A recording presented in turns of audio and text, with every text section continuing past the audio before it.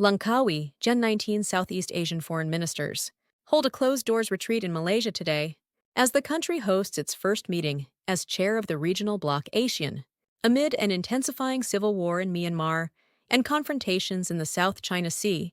Malaysia takes its turn as rotating chair of the 10-member Association of Southeast Asian Nations, as the bloc contends with Beijing's assertiveness in the South China Sea and a faltering Asean peace process for Myanmar, where the ruling military plans to hold an election this year. Malaysia is committed to addressing regional issues, but expectations on Myanmar and the advancing of talks on an Asian-China Code of Conduct for the South China Sea should be measured, a top official said. To say that we will have a solution immediately is going to be very ambitious. Malaysian Foreign Ministry Secretary General Datuk Seri Amran Mohammed Zin told a media briefing ahead of the retreat on Langkawi Island. Myanmar has been in turmoil since early 2021, when its military overthrew an elected civilian government, triggering pro-democracy protests that morphed into a widening armed rebellion that has taken over swathes of the country.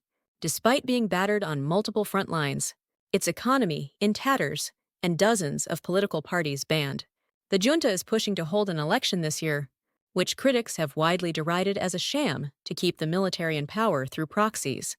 Asean has so far failed to implement a 5-point consensus peace plan unveiled months after the coup, which prescribes dialogue and an end to hostilities, and it is yet to discuss a common position on the election.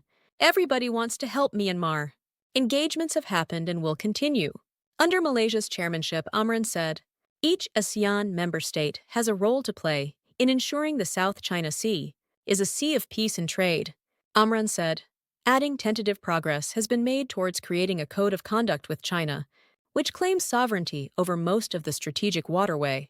The South China Sea, a conduit for about $3 trillion or $13.5 trillion of annual shipborne trade, has been the site of heated standoffs in the past 2 years between Asian member, the Philippines and China, a major source of the region's trade and investment. Vietnam and Malaysia have also made protests over the conduct of Chinese vessels in their exclusive economic zones, which Beijing says are operating lawfully in its territory.